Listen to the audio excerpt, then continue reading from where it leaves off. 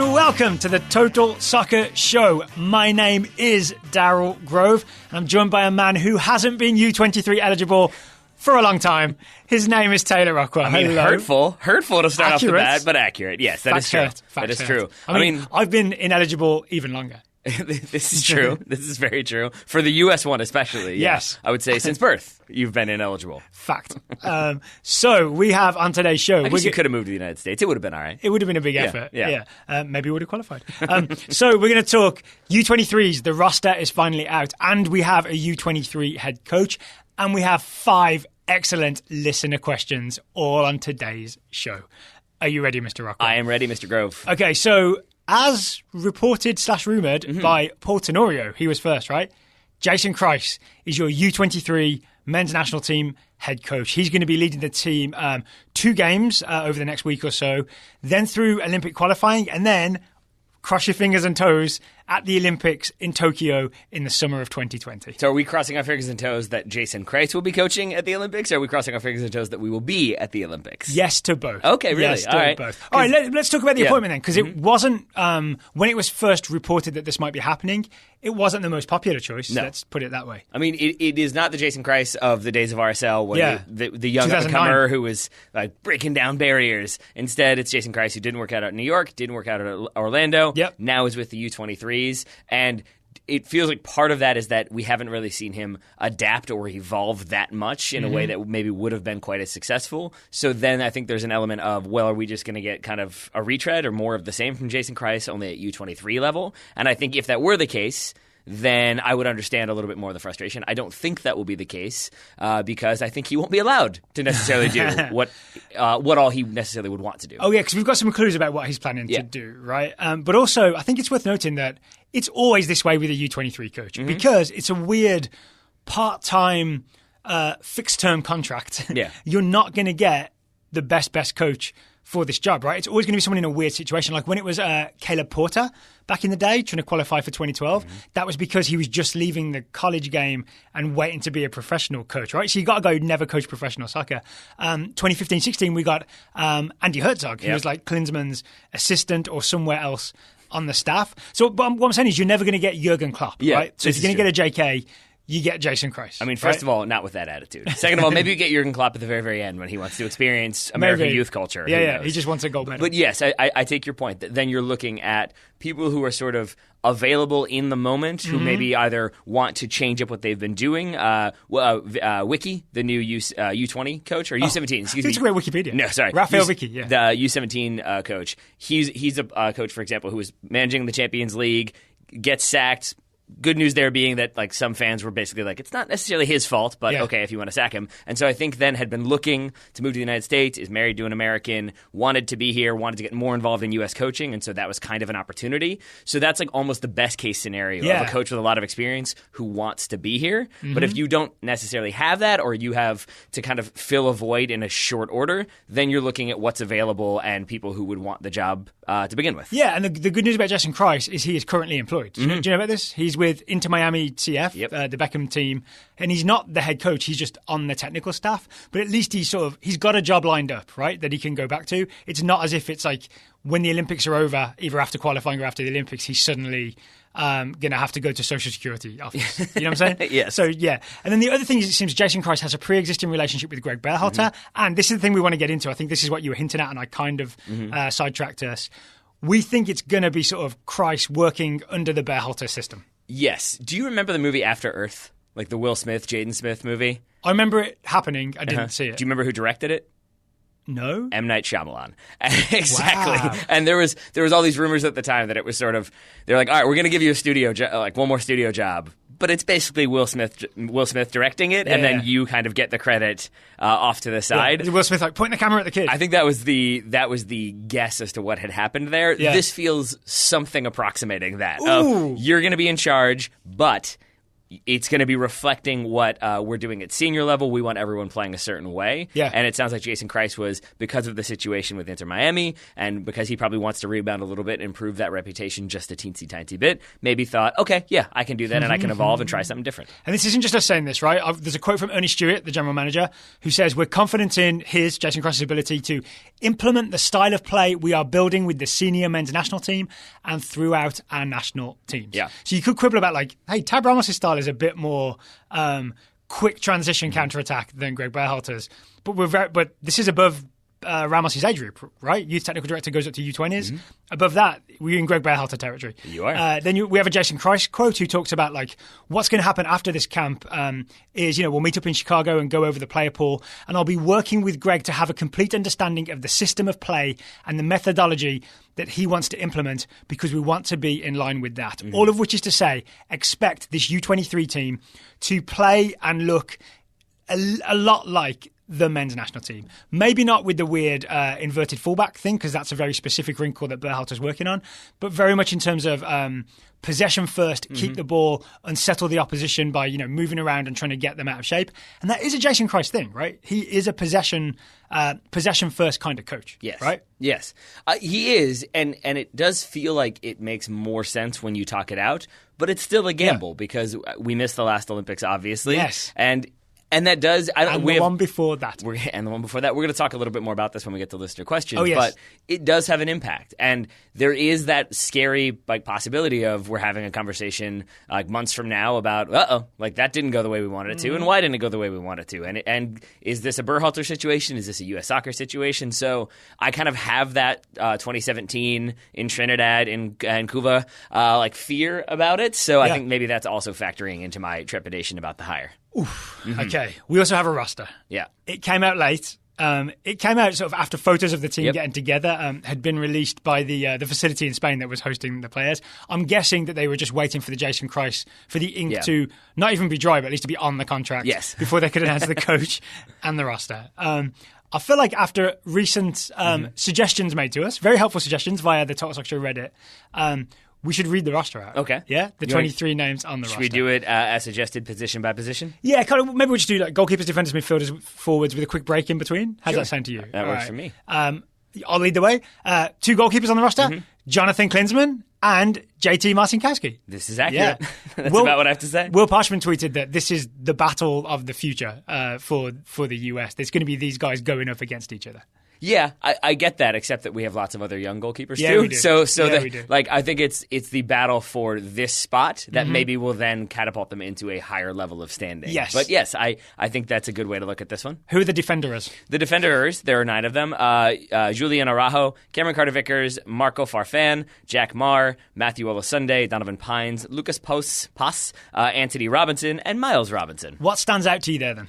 Honestly, and I can't talk much about it, it's Lucas Pass. Yes, because we don't know who he is. Exactly. Most of these other names are somewhat too very familiar with us. That one, I had no idea who it was. We ended up having to look him up. He's second division in Switzerland. You got it. Exactly. 21 which is years old. Good? We don't really know. It's probably not as good as MLS. No, it's not. It's certainly not as good as, say, playing in the English Championship. Yes. That's a big one, playing in Major League Soccer. It might be better than playing for Manchester United's reserve team, as is the case with Matthew Olasunde. Yeah. It'd be nice to see him in action again. Who? Olasunde? Yeah. Yes, absolutely.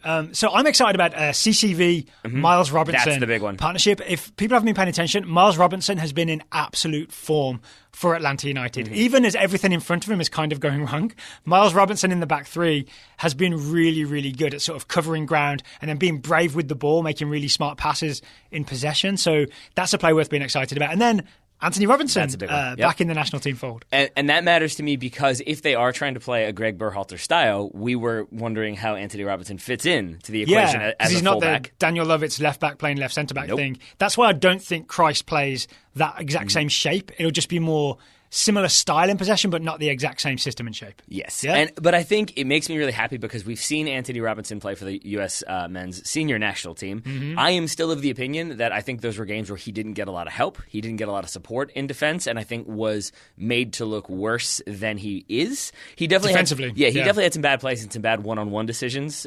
So there are reasons for Douglas skepticism. Costa's still laughing. Yeah. But again, it's Douglas Costa. Yeah. That matters a little bit. And so I do wonder if playing at this level with maybe a little bit more experienced players at this level against people who are also playing at this level, suddenly you're not quite thrown into the deep end, and we see how it goes. Yeah, and hopefully we see him excel, right? He'll be a weapon at left back going forward. Two of the names that stand out, I just want to touch on quickly. Jack Ma, you mentioned. He's the, correct me if I'm wrong, only player on this roster who's still playing in college. He's that with sounds right to me. Indiana. Everyone else is with a pro team. I think Timothy Weah might still be in college. I could be wrong. He is not. He's in Scottish college. Yeah. Tuition is free there, by the way. I think that might be Ligue 1 college is the SPL now. I think that's how it works. Julian Araujo of the LA Galaxy. I think he's only 17 years old, maybe 18 years old. Made his MLS debut, came off the bench this past weekend. This is a weird one to me because he's so far out of his age group. He's not out of his element like Donny, but he is out of his age group. You would have guessed he was more like a U20 call-up. There's also a U20 camp that's in the exact same place in Spain at the moment. So it seems like a big deal to me that Araujo is called up to probably play right back, if I've got a good understanding of him, with this group. That could be really exciting. Have you seen him in action? He's like super quick, very aggressive, makes really good decisions. Like, there's that type of player that is fast and aggressive, but doesn't seem to make the wrong decision in terms of when to charge and tackle.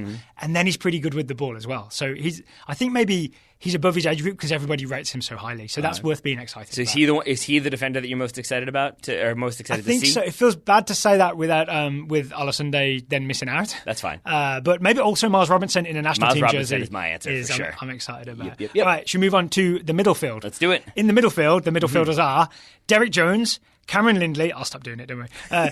Georgi Mihailovic, Keaton Parks, Eric Williamson, and Jackson Ewell. 6 midfielders suggest to me a 3-man midfield. I can't wait to see Eric Williamson. I genuinely remember when he was in Portugal and we didn't really know what was going on, and suddenly Eric Williamson is back with the U23s. Let's see it. Let's see what's happened. I want to see his development.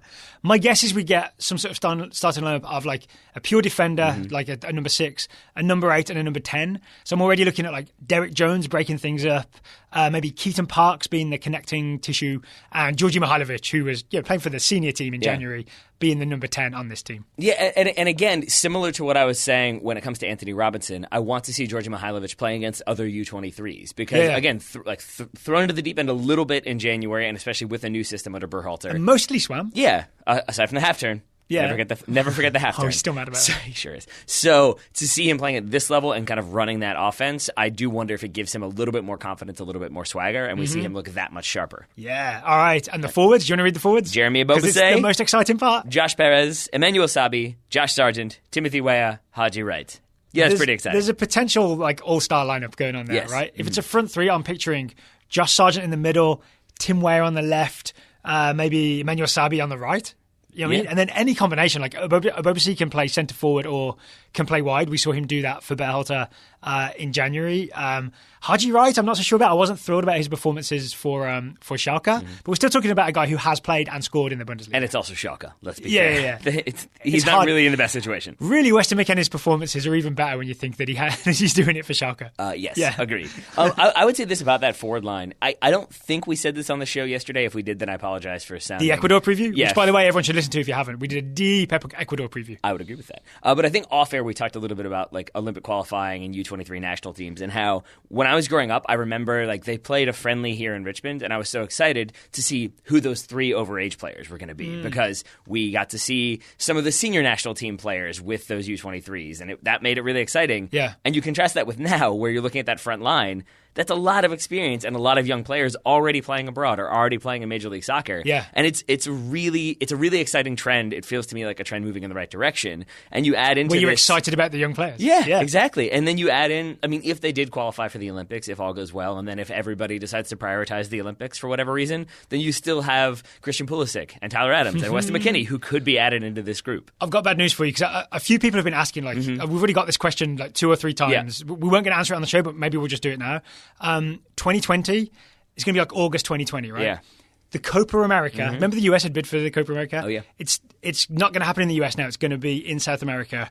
But the US is going to be invited and the US is going to be able to go because it doesn't clash with the Gold Cup. So what's probably going to happen is the full senior national team goes to the Copa America in 2020. I want to say it's shared between Argentina and Colombia. And then the 3 overage players on the Olympics are going to be guys that essentially didn't make that roster. I don't know. I wouldn't start picturing Pulisic, Adams, McKennie, who, by the way, are not even overage. They'll be eligible to play U23. Much like Neymar. They're not. They could be in there. But I'm saying they'd just be there as U23 players. That's what I'm saying, yeah. But much like Neymar, I hear Christian Pulisic has always wanted to win the Olympic gold. So he may pass up on the tournament to go play in the Olympics. You never know. You never know, Daryl Grove. Oh, dear. Let him live his life. I would love Says the guy trying to live it for him. I would love to. All right, so these games are all happening at the Pinatar Arena Football Festival, which is happening in Spain right now. The U20 team is also I've been watching for years. What's it called again? The Pinatar Arena Football Festival. There we go. Yeah, not Pat Benatar. Pinatar with a P, Arena I'm less interested Football Festival. So the U23s this Friday, March 22nd at noon Eastern, they're playing Egypt's U23s. Then Sunday, March 24th, noon Eastern, they're playing the Netherlands U23s. I don't know who's on those rosters, but I'm assuming especially the Netherlands roster is going to be pretty decent, right? So this is basically a bunch of teams getting the U23 business together ahead of qualifying for the Olympics. Do you know what happens when you assume, Daryl? You don't qualify for the Olympics. That's what happens, Daryl. Final note, because people will be wondering, can we watch these games? Mm-hmm. The answer is maybe. So I've been told by US Soccer that the Pinatar Arena Football Festival will provide a video feed of games. And then the most likely thing to happen is that then US Soccer broadcast that on like YouTube, Facebook, Twitter, something like that. So it's not going to be TV quality. Okay. It's not like it's going to be on ESPN or Fox. There'll be probably one camera, is my guess, right? So you will probably be able to watch it, but don't expect big production value. Yeah, I mean, not until Pat Benatar performs. I assume whoever wins this gets to open, right? Half-time. Is that okay? That's the way it works. Okay, cool, every game. I'm glad we figured that one out. Very much regret signing that contract. I would imagine so, especially since 30 Rock told me that she doesn't like performing, or she doesn't perform live very often. So said Tracy Morgan. Like so who knows what to make of that? We say no more Olympic conversation. We're going to move on, but we're actually going to move on to our listener questions now, which begin with Olympic questions. So maybe we should go there first. It's almost as if we designed it deliberately this way. Almost as if. Okay, we've actually got a couple of questions. Mm-hmm. It's JT Quads. Mm-hmm. First question is, how important is qualifying for the Olympics? Mm-hmm. What is the long-term impact on the senior national team and or on soccer fandom in the US? Mm-hmm. Taylor Rockwell. I mean, I'll say this, like, I was just talking about Olympic qualifying in the U23s moments ago because it was more games that I was then able to see, and it made me more excited to watch the U.S. national team as a result. So I think anytime you're giving people more opportunities to have more eyes on more players, it's probably a good thing. I think that's a big one, but I think you look at some of the players that we've already talked about, and those are players who weren't either like at the level or deemed ready to play for the senior national team right now in these March friendlies. Yeah. And that's exactly what these are for, is that now those players who maybe were just on the outside looking in, but maybe with a few more games or one better game here or one better game there, now they're in senior team consideration. Now they get some games to play and look better or not look better. And then it's tournament experience as well. Like in a weird way, Olympic soccer, it's not the big event like the World Cup, right? No. It's not always like fully attended and it's not always must-watch TV, but it is a proper tournament experience that really stands you in good stead. Like, because then the 2022 World Cup is not your first international tournament if you're one of those players that goes to the 2020 Olympics, right? Yeah. So it's really valuable experience. Is that pretty much your full answer? I mean, I would add, like, going off of what you just said, I would extend it further, which is that, like, I can't think of a good example off the top of my head because we haven't been at the Olympics in a very long time.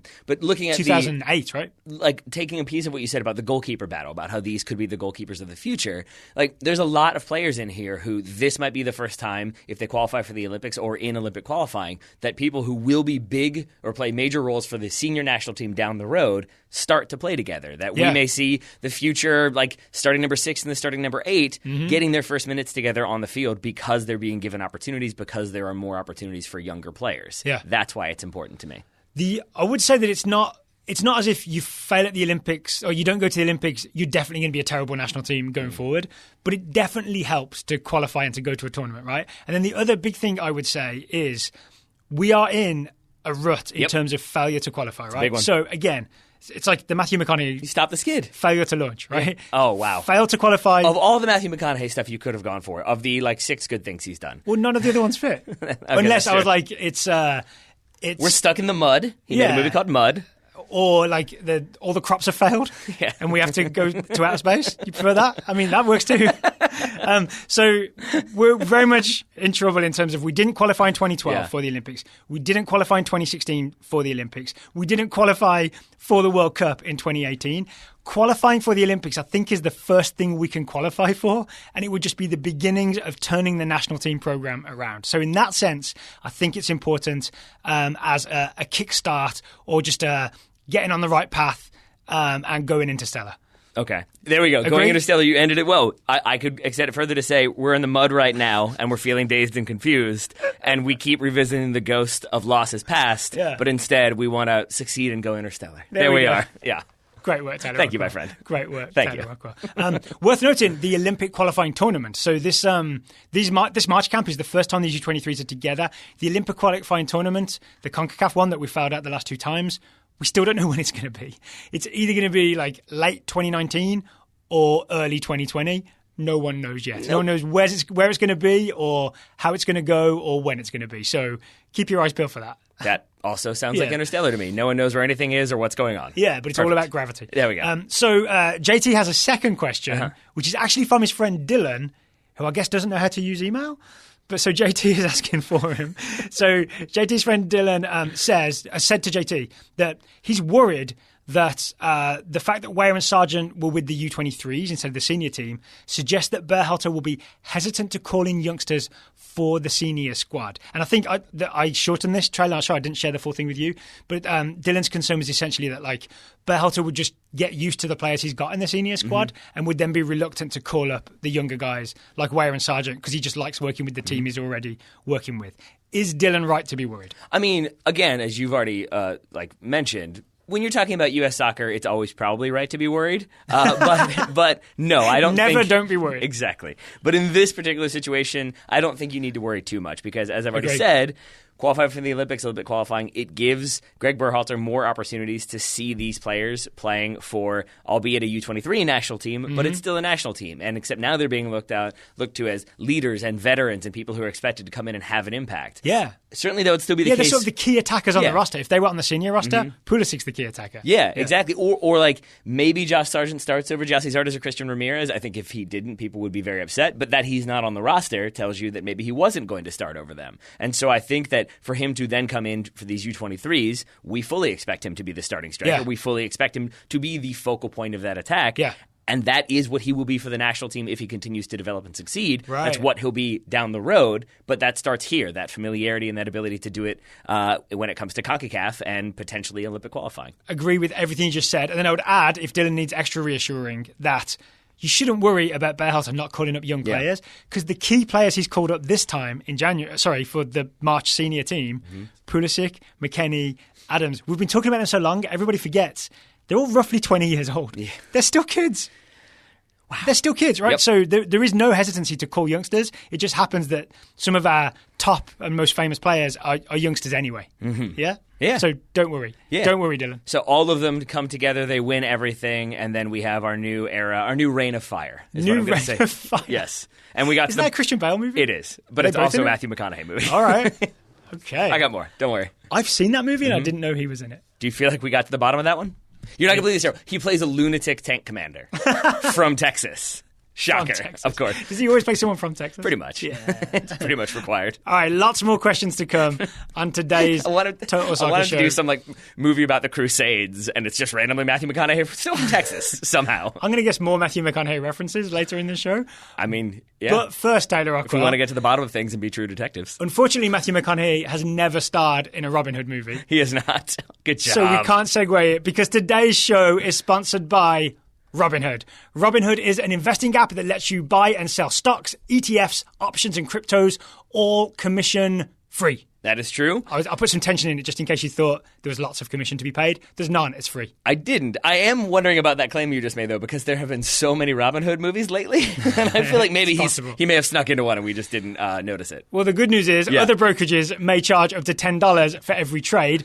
Robinhood doesn't charge any commission fee, so you can trade stocks and keep all of your profits. On top of that, there's no account minimum deposit needed to get started, so you can start investing at any level. And the simple, intuitive design of Robinhood makes investing investing easy for newcomers and experts alike. So anyone can understand the charts and the data that is in the app, so you can see what's going on in the market. You can place a trade with just 4 taps on your smartphone. How many? 4 taps. 1, 2, 3, 4? 1, 2, 3, 4. All right. That sounds good to me. You just go, all right, all right, all right, all right, and add an extra all right. All right. 4 taps.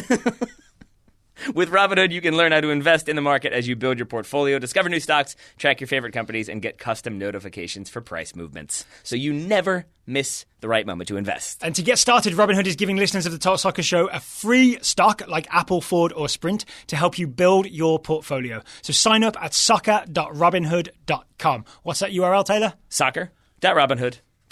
Good job, buddy. Thank you, my friend. Thank you to Robinhood for sponsoring today's episode. Next question, getting back to our listener questions. Daryl comes from Shreyas Ramani, who simply asks, what is the beep test and why does everyone hate it? Whoa.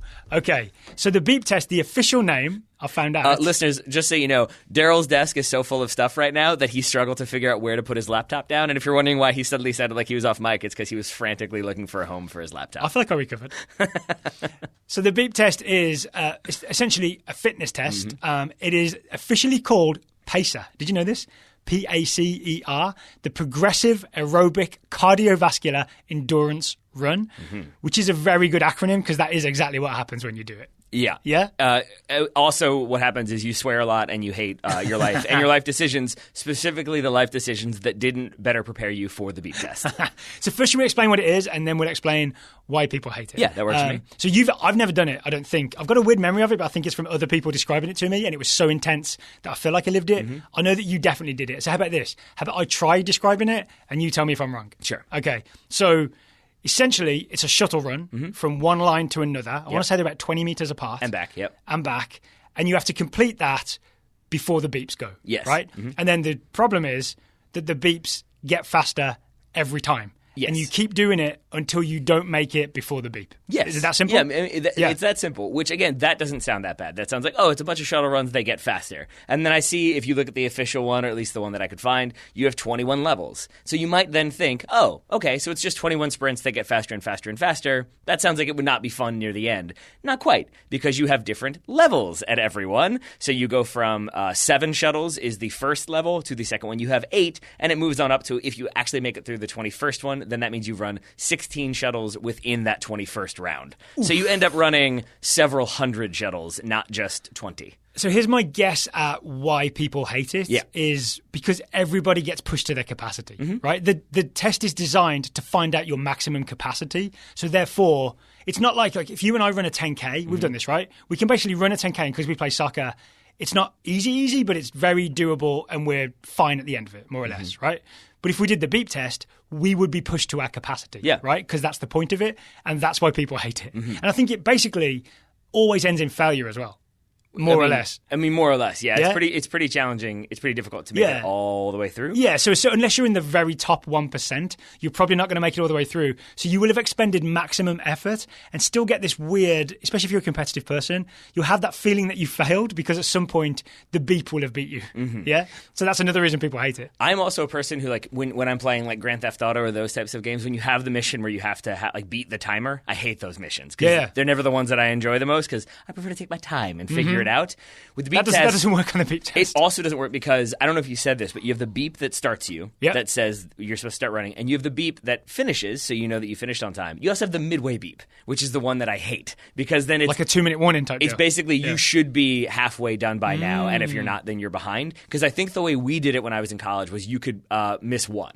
So you could mess up on one of them. You could be behind the beep on one, but then the second time you were out is how we did it. Yeah. And so if you know now, if you know now, oh man, I am tired, my legs are going, and I am behind that beep, you know you're probably not going to be able to do it. And even if you just barely make it, you know I was really struggling, and I've got to do another one of these real fast. Yep. Oh, I felt like we've very competently answered that. Yes, and brought back a little bit of PTSD for me, so that was fun. It was not my most favorite memory. It was also not my least favorite memory, but it was closer to least than most favorite. But it wasn't quite a Texas Chainsaw Massacre 2, The New Breed. I feel like you had to work very hard to get there. I can't even remember if it was New Breed or New Batch. Either way, it's a horrible, horrible movie. Ira Jersey. Yeah. Ira Jersey asks, or says, it's a 2-part question. We'll go first part first. You both seem to be advocates of pro rel. I wouldn't go that far, but we'd enjoy it. Let's put it that way. I would agree with you. What specific advantages do you see with a pro-rel structure? So I think this is like putting aside all the logistical complications and how hard it would be to implement pro-rel, which we've talked about a lot in the past. If we had pro-rel, what are the specific advantages that we see could happen in American soccer? I'm going to answer that. But first, I just want to do a little scenario. Daryl, tell me that pro-rel is happening in the United States. Pro-rel's happening. Can you just say that to me? Yeah, we're getting pro-rel in 2020. Oh, that's good. Great. Now tell me pro-rel's not happening. Pro-rel's not happening? Yeah, okay, that sounds right. That's about where I am on pro-rel. Okay. I would like for it to happen, but I recognize that it probably won't. So I wouldn't say I'm an advocate, but I think it would be good if it did happen. Fair enough. So, and I think the specific advantages it gives, number one, I am not a player. I'm a fan. I'm a fan, like a member of the fan base. You're almost media. Yeah, I feel like we're both almost media. But there is a difference between, like, I hope the Richmond Kickers win USL League One this season. That would be really exciting. And that kind of optimism, that feeling of, but there's also a chance that maybe if they do win, then they get promoted. Yes. And I think if you are able to approach every single season, even if you know it's not going to happen, even if you are a Fulham or Huddersfield fan, I guess, well, they've already been promoted, so they're there. But if you're a team that consistently struggles in the championship, you can still think, but maybe we catch that spark. Maybe something happens and we find our way. And to me, that's more than just winning a title, to know that you can move up to that next level and suddenly these big names are coming to town and you're going to make more money and it's going to be this really exciting atmosphere and event. It's the thrill of the possibility that the team you support has limitless horizons, right? So that is obviously a big advantage. Then the other big advantage is the rel part. Most people talk about the pro part first. The rel part is your team could get relegated, right? And I think that's an advantage in terms of the drama of the season. We're about to get a real fresh start with the Richmond Kickers, right? And I'm really excited for it. We're also we're going to be doing some Kickers content, which maybe we'll talk about later in the week. But the last couple of seasons, they finished towards the bottom of the USL, what is now the Championship. But there was no drama, right? We were just kind of bumbling's a bad word, but bouncing along the bottom without the drama of, we need to win this game to get above the dotted line so we don't get relegated. I would say bouncing implies upward movement. Yeah. But I take your point. That there was never any of that pressure of, we're going down. Or even there was never that feeling of, we're going down, but we're going to another level where maybe we can regroup, reestablish ourselves, win a couple games, and then we move back up. Hopefully, because again, you've got the hope back into it. So there you go. Yeah, so essentially we're talking about the opportunity for clubs to climb the ranks and also the drama of maybe falling down the ranks. But another big one for me, sticking with the fan base for a moment, is just that, like, if Richmond doesn't always get the biggest attendances, like they get like 8,000 to 10,000 on a good day of season openers, and then it usually dips down a little bit. But if suddenly Richmond Kickers won and worked their way up, and now the Red Bulls are coming to town, or Zlatan and the Galaxy are coming to town, you know that stadium is going to sell out, and there's going to be so many people in Richmond who are now really excited about the Kickers. So the advantage you're saying is that it's not just like the hardcore soccer fans. You would start to get the more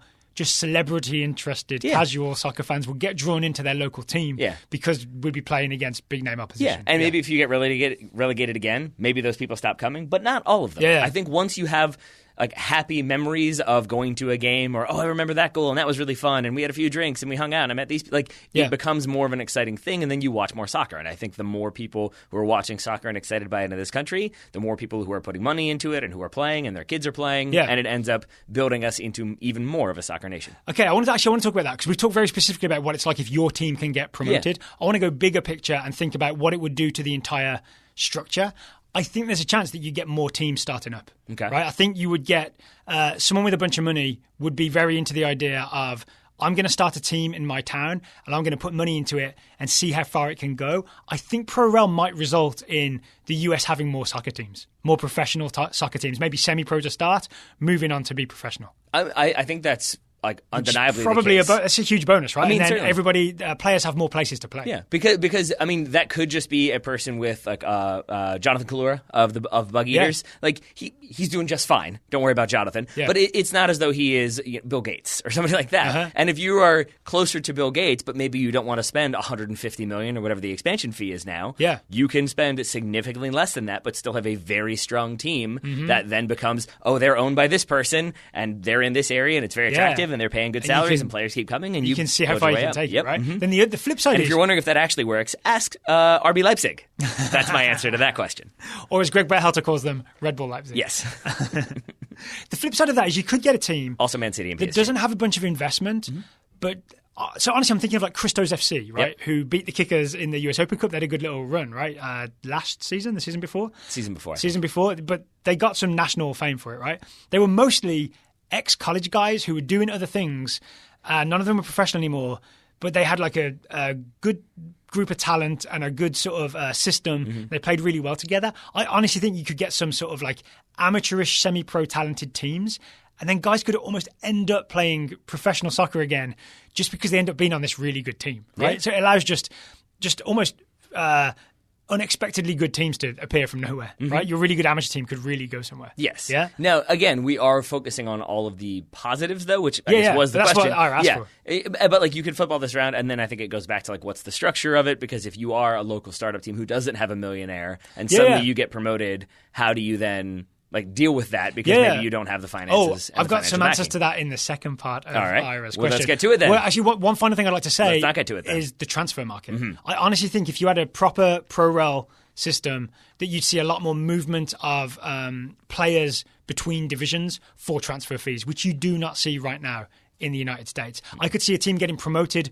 from one division to a higher division, and then they maybe go and buy a couple of the good players from the lower division, and then money flows up and down, and you might have more like a proper free market system, which you really don't have right now, right? Like how often does an MLS team pay money to a USL team to buy one of their players? It hardly ever happens, right? And I think that's a big like market that's missing in American soccer that I would love to see happen in American soccer, because money could flow up and down. And you get some like Jamie Vardy type stories, right? You could. Yeah. So I agree with all of those things, but we do get to the second part of the question. Yes. Thanks for indulging me, by the way. Of course. What amendments beside minimum stadium size and ownership net worth would U.S. soccer have to adjust if pro-rel were to be implemented? Yeah, so what I was talking about here is now there's divisional sanctioning, right? And to be a Division 1 club, your owner, like MLS, your owner has to have a certain net worth. To be a Division 2 club, your owner has to have a certain, slightly lower, but still net worth. And I think Ira's essentially suggesting that if there's pro-rel and teams are freely to move up and down, we're going to have to sort of let go of some of those rules, right? I think that's what Ira means. Probably should have just texted him and asked him, because we know Ira. So we should have figured this out. I think that you still have to keep some of that, because that is what happens in other countries. Like there've been teams in England that have been promoted from the 5th tier, the officially non-league tier, up to the Football League, don't have a ground that's up to standard, and they basically don't get promoted. Yeah. So you still have to keep some criteria for sanctioning. That happened in France, I believe. A team getting promoted either to Ligue 2, I think. Their stadium was like 4,000 people, which isn't big enough. Because imagine if like you get to the top tier and your stadium can't facilitate a TV broadcast. You can't be part of that division, unfortunately. So you still have to keep some criteria. The big thing I think that American soccer would have to do differently, I think you'd have to let teams turn down turn down promotion. Because of the size of the US and the budget that it takes to travel, if you get promoted from like a regional division into a much bigger travel-wise division, there's a very good possibility that a team could be like, oh, we can't afford this. We can't do this. And if you force them to be promoted, you might kill that team. So I think you have to let teams decide if they want to be promoted or not. Which isn't true pro-rel, but I think it would safeguard more teams. It would help more teams than it hurts. I still want to find a way for this all. Like, it's going to get way too complicated, way too fast, because I'm with you on that. But I still want that team who wins then to be compensated in some way. So my rules to that would be, number one, that it doesn't then default to the second place team. It's like, okay, if they don't want to go up, then no one's going up. Yeah. But that also means no one's going down. So maybe now that team that was relegated has to pay the team that's refusing to go up a bunch of money for their promoted spot, basically. Well, that'd be a good way to extort a team from the above division. A little bit. You're going to set up a very open bribery system there. I mean, but that's okay with me, I guess, because at least then they're having to spend some money and they don't just get to stay there forever, even if they're not performing well. I'm not sure I like that idea, but it's definitely creative. Well, I want something, because I don't want it to then be like, oh, this team won't go and this team won't go, and then this third place team was like Red Bulls 2, so they can't go. Yeah. And now suddenly it's like the 7th best team in that league is getting promoted. Oh, that's another thing in England. Sorry, I don't want to say England. That's another thing in the US. You might have to put rules in like Spain does. Yep. Where like Red Bulls 2, you 100% would have to can't get promoted to the top division. Like Barcelona B can't be promoted. Red to the Bulls top 2 division. won it 2 seasons ago, I think. Oh, right. So there you go. Interesting. Or maybe 3 seasons ago, because Louisville have won it back to back. There we go. Excuse me, I apologize. Go on, Louisville. Ready for the next question? I am ready for the next question. Zach Lippert. Oh, I love this question. Oh boy. Zach Lippert. What has led to the differing fates of Wolves and Fulham this season? Both clubs bought big in the summer window, but Fulham are about to be relegated and Wolves could be in Europe next year. Yeah. So here is a very telling thing in my mind. When Zach asked this question, it did not make sense to me at first because I was like, Wolves have been in the Premier League for like 2 seasons. What's he talking about? I genuinely thought y'all were there last year. And I think that kind of reveals what they've done is they've made it seem like, yeah, they're a Premier League team and have been for quite some time. And I do think that's part of it, is I think Wolves were very much a Premier League team when they were playing in the Championship. Just look at how many points they had and how easily they secured promotion. Yeah. That's a big part of it, in my opinion. But at the same time, Fulham looked like a Premier League team for the second half of the season when they went on that huge run. Still finished third and had to go to the playoffs. So, but I take your point. It's still third place, and they were still, I think Wolves had like 98 or 99. 99. And Fulham had 90 or 89, I think they were in there. So it wasn't that far off. But I do think that Wolves... You know who ruined it? Sunderland. That's true. Yep. Yeah, okay. All right. Wait, how do you mean they ruined it? They didn't let Wolves get to 100 points. Oh, I see. Okay. On the last day of the season. Oh, I just assumed Sunderland ruined everything, and I think mine was still in the like. Did they pay somebody? Did they embrace my system of payments? But like, I mean, it's why we made that bet before the start of the championship last season. That like, I thought they were always going to go up because of. Like, they looked better, I never paid you, did I? But then it's... What's that? I never paid you, did I? You still haven't. No, it's fine. Sorry. It's fine. You got other things going on. But I would say that I felt that way because of the new ownership group, because they've gotten Nuno, and I think that's a huge deal. Yeah. The relationship with George Mendes, and the fact that they were able to sort of incorporate players... for, I would say, maybe not necessarily what they should have been paying, but be either due to the relationship with Mendes or because they're very good at exploiting situations. They were able to get players that I think Fulham would have had to spend $30 million for. Right. So, but the interesting thing is, Wolves had that's my cynical answer. By same the way. coach and ownership group last year. Fulham had the same coach and ownership group last year. Yep. I have a real solid answer for this. I think, and I think it's that both. Okay, so backstory is both teams, Wolves and Fulham, played some really sort of expansive, attacking, possession-heavy football in the Championship and blew teams away, right? When they came up, Fulham just kept doing the same thing and got absolutely murdered for it. Yep. Fulham played a 3-4-3 with wing-backs up really high and got absolutely exploited at the back. Wolves came up, and after a whole season of essentially being on the front foot, having the ball, really possessing and being forward-thinking, Wolves had a defensive game plan, and it was to fall back into that, initially, that 5-4-1 that made them quite hard to break down. So they still had the ball against teams that they thought they could beat. Like if they went up against, early in the season, I think it was like Burnley and West Ham, Wolves were possession heavy. But when they played the better teams like Man City, Chelsea, or Man United recently, they had a defensive game plan. Yep. The other thing Wolves did is when that game plan got kind of figured out, Wolves got figured out around about the turn of the year, they shifted it up. Yep. So I don't know if you knew this, but since the new year or so, Wolves have been playing a sort of 5-3-2. So what they've ended up doing is having an extra defensive midfielder. Leon Dendoncker, do you remember me in the Premier League grade saying he's been a real failure as a signing, he's just barely played? They've slowly eased him in, and now they've got this like big, beefy central midfielder who can also play centre-back, just breaking up plays in midfield to add a bit of extra defensive solidity. And they've turned into this sort of 5-3-2, get people behind the ball, counter-attack quickly kind of team. So they've had a defensive game plan the whole time, whereas Fulham never had a defensive game plan at all. I think that's the major difference. If you were anybody else, I would feel like you were actively trying to like make me revisit Manchester United losing to Wolverhampton via the Star. Like, I don't know if you've noticed this, but they do this and they sit off the ball really well and they frustrate opposition. Well, I'm aware, Daryl. I'm aware. I listened to your show with Ryan. I think you referred to Wolves as playing in a 5-4-1, and I was thinking, Taylor hasn't noticed the formation change that Wolves have implemented, and that's what's killing his team. I don't even like you. Whatever. I don't even know what you're talking about. But then Raul Jimenez, pretty fast, really hard working up front. Diogo Jota, the same. So they're kind of set up to hit you on the counter attack, and the two wing backs will get forward very quickly as well. So they've just got like a really good solid defensive shape and then a good counter-attacking system. And you can survive and thrive in the Premier League like that. You can't survive acting like you're the best team in the league like Fulham did in the Championship. If you go and do that in the Premier League, you're going to get beaten up. Yeah, it feels a little bit like thinking you've discovered this like amazing thing. How has no one noticed that like water can be frozen into ice? Like, lots of people have noticed that. Like this isn't going to work that well for you if you think you can patent that one. I take your point there.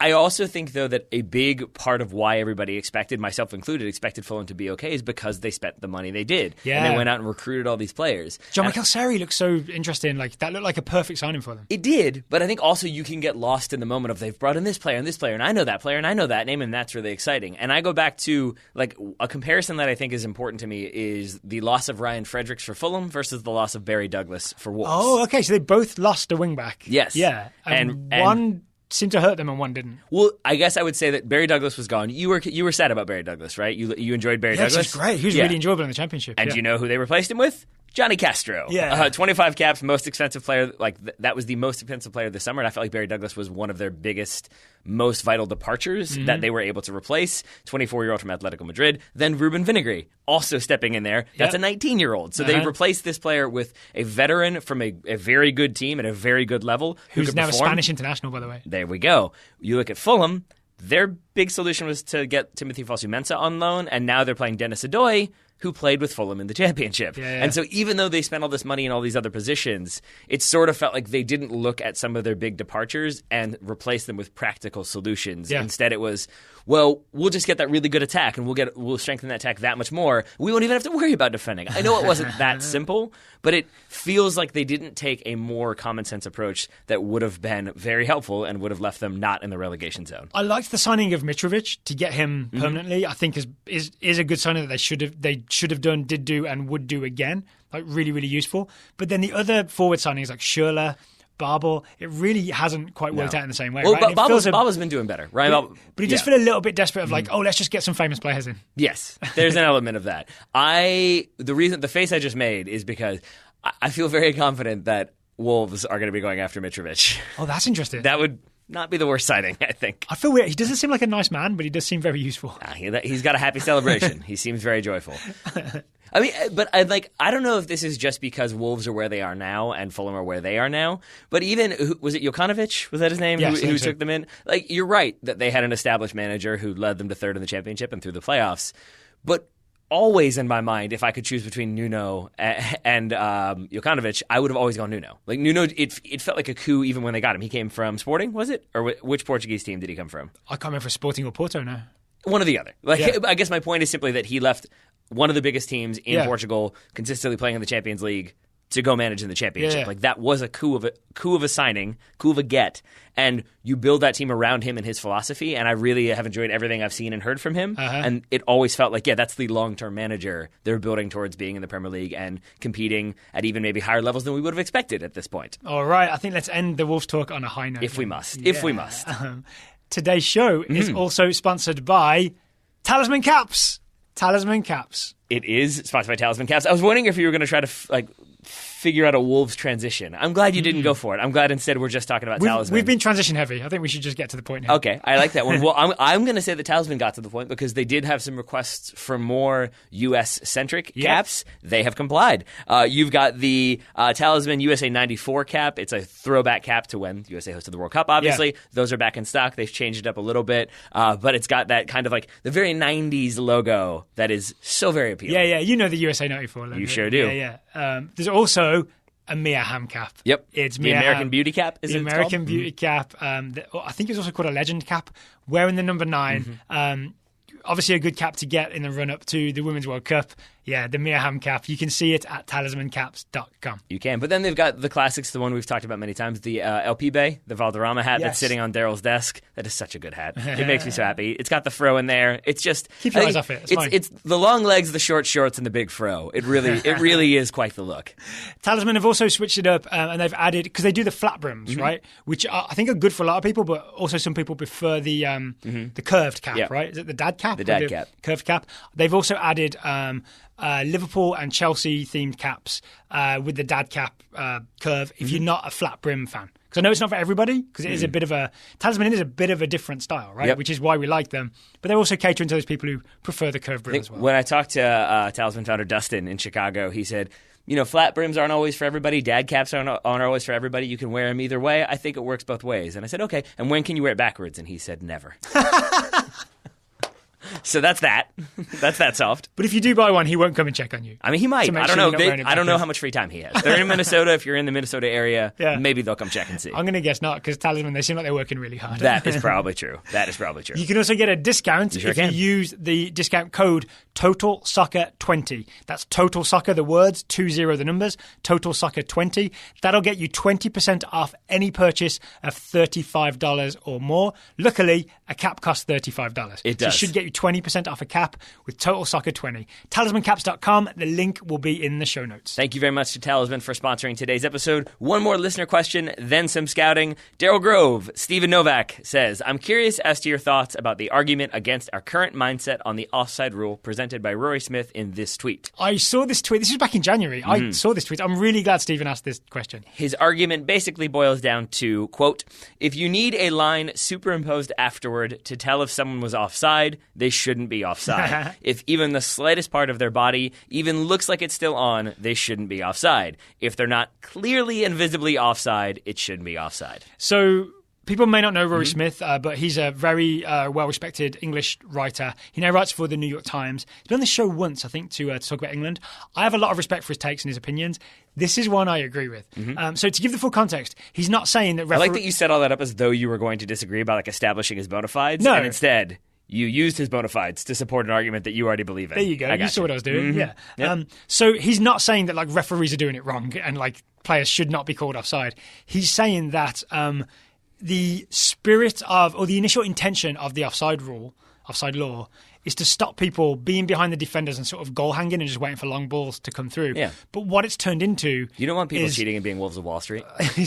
But what it's turned into... I'm still going with McConaughey. Is players being punished and moves being finished just because, like, a shoulder or a kneecap or something is offside. Yeah. And we've gotten so far from the original intention of what we're trying to do with the offside law that maybe we should rethink it and make it so that it should be stuff that you leave in line with the defenders should be what keeps you offside. Onside, I mean. I used to disagree. You know what I'm saying? Like, you've got to be fully behind the defenders to be offside. I used to disagree with you. I'm not sure I fully agree with you, but I think it's going to be more of a problem. I think this has been, for me, the biggest negative that has come out of VAR is how often we did have those kind of marginal calls that then were given because they were goals or they were called back and maybe incorrectly and they weren't given as goals. Yeah. VAR is that safety blanket. We've talked about it many times. But when it then is like, ooh, like he was, like his big toe was slightly offside, that to me, it is the letter of the law correct. And if you want to go letter of the law interpretation, that's what we have to do right now. So he is offside or she is offside. But it still feels wrong. It feels like, was there really that much of an advantage? Unless that big toe was being used to score the goal? Yeah. Was it really that big of an advantage? And then you get into other ones with the defender deflecting the ball and everything else. And I do sort of come around to the idea that you probably have to change it at some point. And I know they are, but I doubt they're changing it. You get more attack in soccer if you shifted it. I mean, tie goes to the runner is a big deal. Yeah, right, yeah. So, right now, tie goes to the defender, right? Yeah. So what do you think of... Not really, right? What do you think of... It's not even tie goes to the runner anymore. It's like... If it looks like it maybe could have been a tie, then it goes to the runner. Toe goes to the defender. Yeah. So what do you think of Rory Smith's idea that instead, the only way you can be offside, this is what he goes on, because this is a tweet thread, right? We'll put this tweet in the show notes as well so you can click it and see Rory Smith's whole thread. You should only be offside if there is clear daylight between the attacker and the last defender. So you'd have to be behind the defence and there'd have to be sort of a bit of daylight between, say, your heel and the defender. So basically you could lean offside and you'd be onside. To be honest, I think you run into the same problems. And I think it's just, are you okay with those problems if it leads to more goals? Well, what's the problem? Because, okay, what did you just say? There's clear daylight? Yeah. Okay, what defines clear? Like that's an issue. It's the thing we have right now. Is it clear and obvious? Should it be called back? When you draw a line across the back of the defense, so you're drawing a line again. No, but I'm not. I have no problem with the thing. Is I have no problem with drawing the line. The VAR part isn't the problem to me. It's the sort of how much attacking play do we get is the problem to me. And by doing it with just clear daylight, you're encouraging a lot more attacking play because you're allowing strikers to be slightly farther behind the defensive line. Yeah, I get the advantage of it. What I'm saying, though, is that that's still, even if it doesn't seem like it is, it's an ambiguous term of what is a clear line, clear so you daylight. just want the... Because then it's like, is it an inch? Is it 6 inches? Is it a foot? Like yes, and yes. Okay, I mean so you can be a foot, foot beyond the defense. See, in all those cases, you're offside. Okay. If there's an inch of space between the last defender and the striker being behind them, offside. So you're saying if it looks like there's a teeny tiny little bit of a boot. If you can separate them, essentially. I mean, I think basically what it comes down to, I guess my point with bringing that up was just to say that, like, there will be no perfect solution. There's no way that if they did change it to this, everybody would be like, yep, we've solved it. Yeah. You're still going to have... There'll be marginal calls. These marginal calls, it's just on the other side of the spectrum. Yeah. But I think if that leads to more goals and more exciting scorelines, then that's probably something that FIFA will end up embracing. You think we could do this? I mean, I think anything that seems like it would make FIFA more money. I always go back to the basketball opening. like when inter-league play didn't work, they tried inter-sport play. That feels like a FIFA decision. And so anything that ends up with games finishing 6-5 in a World Cup final, I think FIFA are all about. I'd watch that. There you go. And I think that's probably part of it. But it'd be a lot harder to defend. I know that. But I think... Kylian Mbappe would score 1 billion goals. Kylian 1 billion. Yeah, yep. Kylian. And I do think there are new rules coming out. Official referees consultant Scott Zawadski messaged us to say that they're coming. He's not sure when. We need to read them. Yeah. Or maybe he did say when, and I just can't remember. They'll be implemented next June. Okay. Yeah. So, I mean, there are going to be changes. It just will be interesting to see what the changes are and how severe they are. To be clear, this isn't one of them. No. This is just a Rory Smith tweet and an idea that I like. I still think it's not out of the realm of possibility. Because I think I genuinely do think that as VAR continues and gets like more and more pervasive, you're going to run into these problems all the time of... Like, Sergio Aguero had a toe offside. Not saying he did this weekend, but you're going to have that problem of stuff getting called back. This past weekend, he had more than a toe offside. He did. But I think you're going to run into situations where there were 4 goals in a game and it finished 1-0. Yeah. And I think that is going to be problematic. Agreed. All right. Okay. Thank you to everybody for the questions. We always love answering listener questions. I feel weird. I feel like I've just betrayed VAR, a thing that I have very much enjoyed this entire time. Time is a flat This past circle. weekend was the first time that I was sort of done with not done with, but sort of like, okay. That's enough VAR for now. Swansea fans feel different. And then suddenly wasn't enough at the same time. And also, nicely done. Thank you to everybody for your questions. If you'd like to ask us a question, please go to totalsoccershow.com/questions. There's a form. You can fill it out. The shorter the question, the better. If it gets long and complicated, we struggle to answer it. If it's nice and short and clear, we'll very happily answer it. We certainly will. Also, if you support the Total Soccer Show by going to totalsoccershow.com/join, anyone who supports at $10 a month or more, we guarantee to answer one listener question per month on the Total Soccer Show. We did fall behind because of everything that happened in January, February, but we are making sure to answer as many listener questions as possible once again. We sure are. What else happens when you go to totalsoccershow.com/join, Taylor? Tropic Thunder. Tropic Thunder? Yes. No. What happens is... We are Marshall. If you sign up at $5 a month or more... yeah. You join the Total Soccer Show Scouting Network. You sure do. And we have many scouting reports to get to today. Daryl Grove, why don't you go ahead and get us started, if you would? I'm still laughing. Yes, so lots of scouting reports to read today. Andrew Baird is scouting Josh Perez, the 21-year-old American winger on loan at Phoenix Rising from LAFC. So we had a report about Perez yesterday, right? But Perez was included in Kreis's Kreis's first U23 roster. The call-up marks Josh Perez's first US camp since appearing with the U19s in August of 2016. He was selected to go to the 2017 U20 World Cup, but wasn't released by Fiorentina. So welcome back to the national team fold, Josh Perez. Thank you, Andrew, for the report. We've got a few more U20, U23 updates. Steve Holler scouting Miles Robinson, 22-year-old American center back for Atlanta United. Miles earned 2 Man of the Match honors over the last 3 weeks, first versus Monterrey in the CONCACAF Champions League. Very impressive performance. Indeed. Go see it if you can. And again against Philadelphia this week in Major League Soccer. He has earned the starting spot this year, which likely helped him get the call up to the U23 Olympic qualifying camp in Spain. Nick Imhoff is scouting Emmanuel Sabi, the 21-year-old American attacker for Hobro. Nick says Sabi has continued to struggle to find the back of the net at club level. No goals since September 1st. But Sabi has still been called into the U23 camp to prep for Olympic qualifying.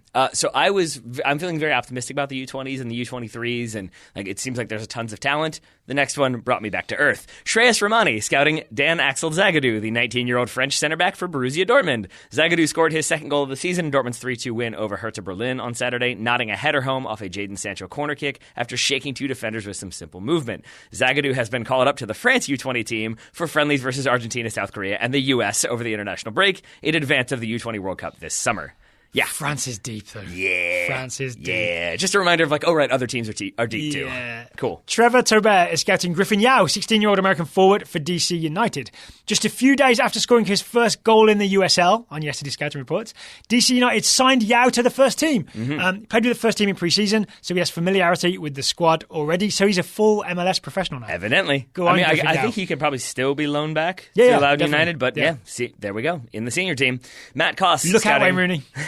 I think we got some time. Matt Koss scouting Lucas Toussaint, 21-year-old French forward for Lyon. Lucas got the best player rating and only goal for Lyon in their 5-1 loss to Barcelona in the Champions League. Good stuff. There we go. Dylan Viat, apart from the 5-1 part. Dylan Viat is scouting Kai Havertz, the 19-year-old German midfielder for Bayer Leverkusen.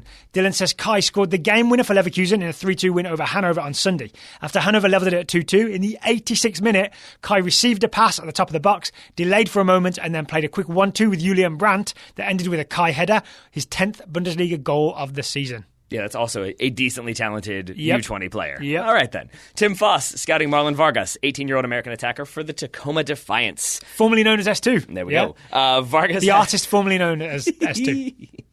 Vargas had a solid 75 minutes in Tacoma's opening day win against Rio Grande Valley FC. I don't know why that's making me laugh so hard. And was an integral part of the game's lone goal. This gets confusing. Heading a cross from Danny Leyva towards the far post for Shandon Hopeo to put off the post before Alec Diaz put the rebound in the back of the net.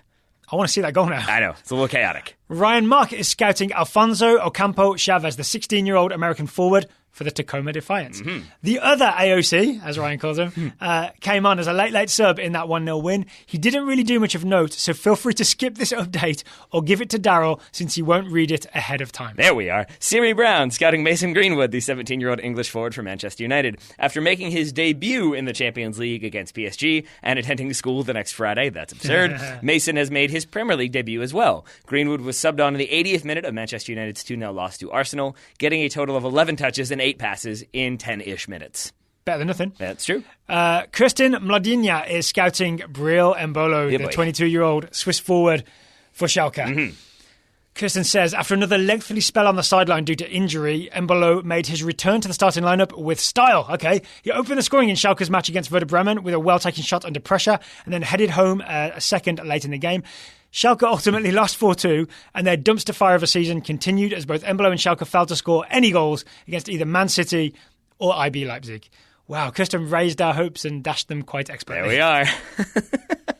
I love that quote so much. Patrick Keeler scouting Anthony Robinson, the 21-year-old American left back on loan at Wigan from Everton. After injuring himself in USMNT camp in November, Robinson has finally returned to action for Wigan, starting all 3 of their most recent matches, a loss to Reading, a loss to Blackburn, and a win against Bolton. Oh, Bolton. Have you been reading about Bolton? I'm just assuming it's bleakness and sadness. Yes, they're in all sorts of financial trouble, and they're possibly going out of business. It's sort of like it's dangling right now. Do you blame Game of Thrones for that? I do. Why? Because nobody wants to support the Boltons. Maybe that's the reason. That's the problem. Trent Brocker is scouting Timothy Tillman, the 20-year-old German-American midfielder on loan at Nuremberg from Bayern 2. Trent says Timothy Tillman's Bundesliga debut finally happened. He came on in the 52nd minute, did not have any moments of brilliance, but neither any glaring mistakes either in Nuremberg's 2-1 loss to Hoffenheim. He then started their subsequent game against Eintracht Frankfurt, a 1-0 loss. All right. I'm just saying, if Bolton changed to like Khaleesi FC... You just waiting for me to finish that. I was. Khaleesi FC or Kit Harington SC, I think that fits. Yeah, that works better. There we go. All right. I'm glad I could be of service. Brendan Masser scouting Marlon Fossey. I'm not sure you were. 20-year, I think I definitely was. 20-year-old American right back for Fulham. Fossey will be returning to training for the first time since doing his left knee ligaments last summer. With Fulham headed back down, Fossey may have a place in the first team next year. This team's defense has been championship quality, so it wouldn't surprise me if current right back Cyrus Christie stays or goes. Wow. That about sounds like Fulham right now. Yes. Actually, I think the point about the defense being championship quality is really key. Yeah. Mm-hmm. Not least because Fulham have pretty much a similar defense to last year. Wolves have a pretty similar defense to last year. Yeah. But Wolves have protected their defense with a bunch of defensive midfielders. I mean, but also, again, the biggest outlay, the biggest financial expenditure for Wolves this summer was for that left back. So I think that also may be worth considering. Yep. Well, and they kind of got Rui Patricio. How are we back to talking about Wolverhampton? Bargain. Hey, how do we end up talking about Man United? And João Moutinho as well. Yep. You got João Moutinho for what, $5 million? Yeah. That is absurd. So, yeah, a few loopholes. But yeah, George Mendes not helping now. I thank you to everybody for the scouting reports. Again, if you want to join, it's totalsoccershow.com/join. You can support the show that way. Thank you to our sponsors, Robinhood and also Talisman Caps. Links will be in the show notes. Taylor will be back tomorrow. There won't be a show during Thursday daytime because we'll be in this office Thursday night. Oh, you made me nervous. I thought you said Taylor will be back. No, you won't. You're taking the day off? You're good. You're out of here? Thursday nighttime we'll be back in the office to watch USA versus Ecuador, and we should have a review for you that evening. Taylor Rockwell, thank you for taking the time to talk to me today. Right back at you, buddy. Listeners, thank you for listening, and we'll talk to you again tomorrow after USA Ecuador.